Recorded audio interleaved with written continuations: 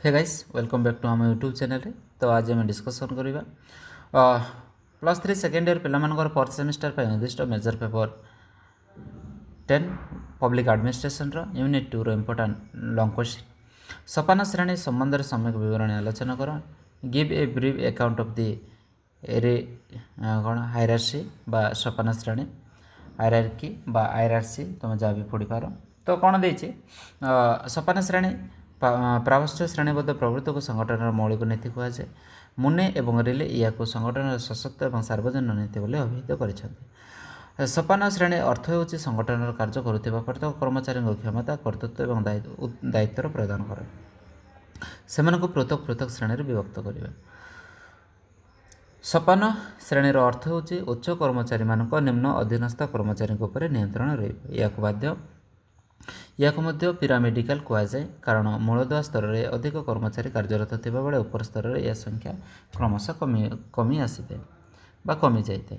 सोपान श्रेणीर व्यवस्था रे प्रथम गोटे व्यक्तिटार उच्च पदस्थीटार आरंभ कर विभिन्न विभाग उपविभाग विभक्त होता है। श्रेणी में श्रमिक मान पाखर अवतरण करे जो मैंने कि भित्तिभूमि स्तर में कार्यरत करते संगठन विभिन्न विभाग को सुसंगठित कर विभिन्न श्रेणी मध्य कार्यबंटन कर तल स्तर को विस्तारित और उपर स्तर को क्रमशः संकुचित कर वास्तव में मुख्य कार्यपालिका स्तर में समस्त क्षमता केन्द्रीभूत होता है। हस्तांतरणीय नियम अनुसार मुख्य कौन ना कार्यपालिका को परवर्ती अधिकारी को क्षमता प्रदान करते हस्तांतरण व्यवस्था प्रत्येक स्तर दे निम्न स्तर पर्यंत पहुँची जाए प्रत्येक स्तर में क्षमतार दायित्व अर्पण कर प्रदत्त कार्य कर निर्देश दि जाए तेणु कर्तृत्व कर्तृत्व स्तर निम्न उपर स्तर निम्न स्तर को प्रभावित होते बेले दायित्व निम्न उपर आड़ को प्रभावन होता है। तो यह थिला तो यार संज्ञा विषय देखा यार लाथम कौन कहते ना आरोह प्रणाली निम्न उच्च क्रम श्रृंखलित संगठन को सोपान श्रेणी कहुए। एल डी व्हाइट कौन कहते सोपान श्रेणी हूँ उच्च पदस्थ और निम्न कर्मचारी एक सार्वजनिक नीति जहाँ विभिन्न थाक व स्तर में विभक्त कराए क्षमता बंटन सहित दायित्व प्रदान कर। तो जेडी मिलेट कौन कहते सोपान श्रेणी एक प्रणाली जो अनेक व्यक्ति उद्यम को एकत्रीकरण कर लक्ष्य स्थल में पहुँचे देखकर प्रचेषा करें। एफएम मार्क्स कौन कहते ना विभिन्न विभाग को विस्तारित कर प्रत्येक कार्य को ठीक भाव में निर्देश और नियंत्रित कराए यह एक प्रणाली जो विभिन्न लोकों उद्यम विभिन्न स्तर में प्रयोग कराए सफलतार सहित कार्य समाहित होता है। तो यह थिला डेफिनेशन। तो ये आम देखा सोपान श्रेणीर वैशिष्ट्य फीचर ऑफ हायरार्की। तो प्रथम पॉइंट अच्छे कौन ना प्रत्येक प्रशासनिक कार्य को विभाग और उपविभाग विभक्त कराए। द्वितीय पॉइंट कौन पिरामिड शैली प्रत्येक विभाग को संगठित कर गोटे पर गोटे सजाई रखा जाए। तृतीय पॉइंट कौन संगठन विभिन्न स्तर में कर्तृत्व बंटन हस्तांतरण करा जाए। 4 नंबर पॉइंट कौन सोपान श्रेणीर संगठन को उपयुक्त माध्यम नियम को पालन कराए। 5 नंबर कौन सी मध्यवर्ती स्तर को उपेक्षा व अवहेला करा न जाए प्रत्येक नथिपत्र को उपयुक्त माध्यम दे गति करे। तो 6 नंबर पॉइंट कौन देती प्रत्येक स्तर कर्मकर्ता जड़े उच्च पदाधिकारी निर्देश पाई था अन्य क्या नुहे या अर्थ आदेशर ऐक्य नियम को पालन कराए। 7 नंबर पॉइंट कर्तृत्व और दायित्व संपूर्ण भाव एकत्रीकरण कर दायित्व बिना कर्तृत्व भयंकर अटे सेपरी बिना कर्तृत्व दायित्व अर्थहीन हो पारे।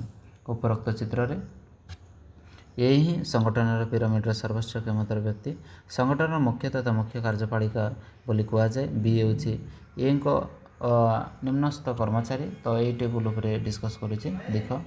सी हूँ कौन बी रो निम्नस्थ कर्मचारी एवं कर्मचारी एवं बी माध्यम ए रो मध्य एक अधीनस्थ।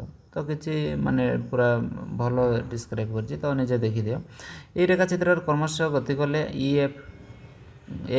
एफ कर ठीक परवर्ती निम्नस्थ कर्मचारी अच्छा ए मध्य कर्म अनुसार निम्नस्थ अटे तेणु सेतेबेले निर्देश प्रदान करा जाए क्रमश अनुसार ए रु बी रु सी रु डी रु ई रु एफ गति पर्यंत गति करे। से समान नीति मध्य ए रु के पर्यंत लागू होता है जदि ए जदि एफ को निर्देश देवाक चाहती तेबे से B C D E F क्रम जीवे।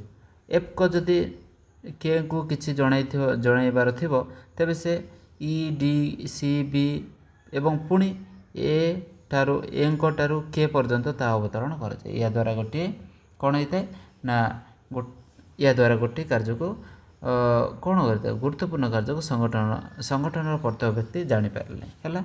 तो ये तुम शुणिदेव सेक्रेटरी। तो सेक्रेटरी मध्य से सोपान श्रेणी देती देखो उपसचिव उपसचिव उपसचिव उपसचिव deputy secretary deputy secretary deputy secretary deputy ता 4टी विभाग अच्छे जमी अंडर सेक्रेटरी अनुसचिव अंडर सेक्रेटरी तो समस्ते जानीपारि था। तो ये आम देखा यार सचिव होती समस्त क्षमतार अधिकारी। सचिव निर्देश 4 जन उपसचिव पाखक आसे एवं परवर्ती समय निर्देश अनुसचिव निकट पहुँचे। अनुसचिव सीधा सड़क सचिव निकट हाजर रही पारती ना। अनुसचिव उपसचिव मध्यम सचिव निकट पहुँची सेहीपरि पहुँचती। सेहीपरि सचिव निर्देश अनुसूचित निकट कौन सॉरी अनुसचिव निकट उपसचिव मध्यम पहुँचे है। तो यार कार्यवली विषय देखा सोपान श्रेणीबद्ध कार्यगुड़ी निम्नमत वर्णन कराए कौन अच्छे या दायित्व निरूपण करें। सेकेंड कौन या विभिन्न स्तर स्थिर करे जोटिकी विभिन्न निष्पत्ति प्रस्तुत करे। थर्ड कौन कार्यपालिका माध्यम सरकार को ग्रहणयोग्य करें। फोर्थ कौन या सदा निष्पत्ति प्रस्तुत होता है। फिफ्थ कौन कर्तृत्वर जाहिर तथा दायित्वर समाधान एवं क्षमता बंटन करते। सिक्स्थ कौन प्रत्येक व्यक्ति स्तर नियुक्त कर्मचारी स्वपरिचालन अनुसार कार्य करते। सेवेंथ कौन यही ऊपर तलू और तलू ऊपर पर्यंत समस्त जोगाजोगर सूत्रपात होता। तो 8 नंबर पॉइंट कौन संगठन एकता रक्षा सहित लक्ष्य और उद्देश्य पूरण दिगरे पदक्षेप नहीं था। 9 नंबर कौन या द्वारा संगठन कार्यरत कर्मचारी दायित्व और कार्य परिचालित अति स्पष्ट होता। सोपान श्रेणी उपकारिता अपकारिता merit of demerit of hierarchy. तो कौन अच्छी ना उपकारिता विषय प्रथम देखा सोपान श्रेणी नेतृत्वर स्पष्टता थाए है क्लीयरिटी ऑफ लीडरशिप। सोपान श्रेणी संगठन नेतृत्वर कौन स्पष्टता सहजरे बुझा पड़े। कर्तृत्व उच्च पदाधिकारी पाखे रही है जे कि निम्नस्थ कर्मचारी प्रदान कर तीक्ष्ण नजर रखा संगे संगे तार कार्य को प्रभावित करते। तो सेकेंड अच्छे कौन प्रत्येक स्तर में दायित्व स्थिरीकृत होता है। जमी दायित्व क्षमता संगठन सहित संगठन प्रत्येक स्तर को रोथबार प्रत्येक कर्मचारी निजर कर्तव्य संपर्क में अवगत था संगठन को मजबूत और क्रियाशील करने तत्पर होता। सेपरी 3 नंबर अच्छे कौन सफल जोगाजोगर व्यवस्था।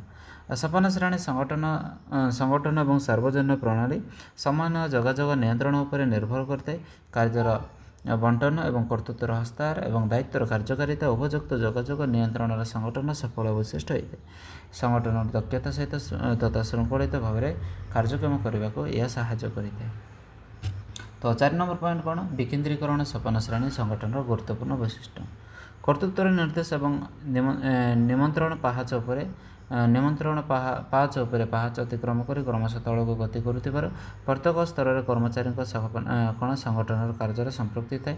तेणु सोपान श्रेणी उभय केन्द्रीकरण और विकेन्द्रीकरण नीति प्रतिफलित होता है। तो 5 नंबर पॉइंट कौन उपयुक्त माध्यम नियम प्रत्येक स्तर कार्यरत कर्मचारी मध्य गति दे निर्देश गुड़िक निम्न आड़ को प्रभावित होता है। कौन सी कर्मचारी ना कौन उपेक्षित होती ना कौन विषय जानी ना बोली कहीपारती। या द्वारा प्रत्येक कर्मचारी संगठन प्रति निजर आनुगत्य भल भाव प्रदर्शन करें। तो 6 नंबर पॉइंट कौन अच्छी निर्देशर एकत्व बा यूनिटी ऑफ कमांड क्षमतार निर्देश एकक संगठन मजबूत करते। या द्वारा गोटे उपरिस्थ केवल जड़े अधीनस्थ मान्यता प्रदान कर निर्देश पाइब एवं यह क्रमश समग्र अनुष्ठान व्यवस्था परिचालित हो। प्रकार उपयुक्त चिंताधारा अनुपस्थित कर्तृत्व उपेक्षित होती विपद पड़ी था। तो कौन देती ना अपकारिता यार डिमेरिट विषय देखा हायरार्की सोपान श्रेणी हायरार्की। तो प्रथम पॉइंट कौन कार्यर साधारण विलम्ब delay in the disposal of work. ସମାଲୋଚକମାନେ କହନ୍ତି ଯେ ସୋପାନ ଶ୍ରେଣୀ ମୁଖ୍ୟତଃ ଦୋଷ ହେଉଛି ବିଳମ୍ବିତ କାର୍ଯ୍ୟ। ପ୍ରତ୍ୟେକ ସୋପାନ ଦେଇ ଅତିକ୍ରମ କରୁଥିବାର କାର୍ଯ୍ୟ ଲୋକଙ୍କର ଆଶା ଏବଂ ଶୀଘ୍ର କାର୍ଯ୍ୟ ସାଧନରେ ବାଧକ ହୋଇଥାଏ। ଏହାଦ୍ୱାରା ଲୋକ ପ୍ରଶାସନିକ ପ୍ରତି ଲୋକଙ୍କର ଆସ୍ଥା ତୁଟିଯାଏ। ତ 2 ପଏଣ୍ଟ କ'ଣ? ନାଲି ଫିତା ରେଡ୍ ଥାପିସିମ୍। କ'ଣ କାର୍ଯ୍ୟଗୁଡ଼ିକ ଯୋଜନା ଏବଂ ତାହାର ସଫଳ ରୂପାୟନରେ ତାରତମ୍ୟ ଥିବାରୁ ନାଲି ଫିତାର ସମସ୍ୟା ଉଦ୍ରେକ ହୋଇଥାଏ, ଯାହାର ଫଳସ୍ୱରୂପ ଦୁର୍ନୀତି ପ୍ରତ୍ୟେକ ସ୍ତରକୁ ଯାଇଥାଏ। ବିଳମ୍ବ ଏବଂ ନାଲି ଫିତାର ବନ୍ଧନ ଦୁର୍ନୀତିକୁ ବୃଦ୍ଧିପ୍ରାପ୍ତ କରାଇଥାଏ। ଏହା ମଧ୍ୟ ସଂଗଠନର ଜଟିଳତାକୁ ବୃଦ୍ଧି କରିଥାଏ। ତ 3 ନମ୍ବର ପଏଣ୍ଟ କ'ଣ? ଉଚ୍ଚ ପଦସ୍ଥ ଅଧିକାରୀଙ୍କ ଉପରେ ଚାପ। ସୋପାନ ଶ୍ରେଣୀ ବ୍ୟବସ୍ଥାରେ ଉଚ୍ଚ କର୍ମଚାରୀ ବା ମୁଖ୍ୟ କର୍ମଚାରୀଙ୍କ କାର୍ଯ୍ୟଭାର ଅତ୍ୟଧିକ ହୋଇଥିବାରୁ ଏହା ବ୍ୟକ୍ତିଗତ ଚରିତ୍ର, ଦକ୍ଷତା, ତ୍ୟାଗ ଏବଂ ସମୟନିଷ୍ଠା ସାଧୁତା ଉପରେ ସଂଗଠନର ସଫଳତା ଏବଂ ବିଫଳତା ଉପରେ ନିର୍ଭର କରେ। ଯଦି ଉପଯୁକ୍ତ ଗୁଣର ଅଧିକାରୀ ହୋଇନଥାନ୍ତି, ତେବେ ସଂଗଠନର ବିଳମ୍ବ ଏବଂ ପାରଦର୍ଶିତା ଅଭାବ ପରିଲକ୍ଷିତ ହୋଇଥାଏ। ତ 4 ନମ୍ବର ପଏଣ୍ଟ କ'ଣ? ସଂଗଠନର ଜଟିଳତାର ଉତ୍ସ ପାଲଟିଯାଏ। ହେଲା, ମାନବ ସମ୍ପର୍କ ବିକାଶ କ୍ଷେତ୍ରରେ ପ୍ରଶାସନିକ ବ୍ୟବସ୍ଥା ଗତିଶୀଳତାକୁ ପ୍ରତିରୋଧ କରି ଏହା ଏକ ଜଟିଳ ବ୍ୟବସ୍ଥାର ସୂଚନା ପ୍ରଦାନ କରିଥାଏ। ସଂଗଠନର ସମ୍ପର୍କିତ ପ୍ରତ୍ୟେକ କର୍ମଚାରୀ ନିୟମ ଏବଂ ଆଦେଶରେ ଧରି ରହିଥିବାର କୌଣସି କାର୍ଯ୍ୟ ସୁରୁଖୁରୁରେ ବା ସୁବିଧାରେ ହୋଇପାରେ ନାହିଁ। ନିୟମ ଅନୁସାରେ କାର୍ଯ୍ୟ ପ୍ରତ୍ୟେକ ସ୍ତରର କାର୍ଯ୍ୟଗୁଡ଼ିକ ବିଳମ୍ବିତ କରିଥାଏ। ଲୋକମାନଙ୍କର ପ୍ରତିକ୍ରିୟା ବୃଦ୍ଧି ପାଇଥାଏ। ପ୍ରଶାସନିକ ସଂଗଠନ ଉପଯୁକ୍ତ ଜଟିଳତାକୁ ଦୂର କରିବା ପାଇଁ ହେନରୀ ଫୟେଲ୍ ଏକ ନୂତନ ନୀତି ଆବିଷ୍କାର କରିଥିଲେ, ଯାହାକୁ ଫୟେଲ୍ ଗଙ୍ଗଫ୍ୟାନ୍ ବା ଫାଇଲ୍ ଜମ୍ପିଂ ପ୍ରୋସେସ୍ ବୋଲି କୁହାଯାଏ। ତ 5 ନମ୍ବର ପଏଣ୍ଟ କ'ଣ ଅଛି? ନା ତ୍ୱରିତ ନିୟନ୍ତ୍ରଣର ସମସ୍ୟାଗୁଡ଼ିକ ଆଲୋଚନା କରିବା। ଏହା ଥିଲା 4 ନମ୍ବର କ୍ୱେଶ୍ଚନ୍। ପରବର୍ତ୍ତୀ ସମୟରେ ଆମେ 5 ନମ୍ବର କ୍ୱେଶ୍ଚନ୍ ଡିସ୍କସନ୍ କରିବା। ରହିଲି, ଧନ୍ୟବାଦ। Thank you.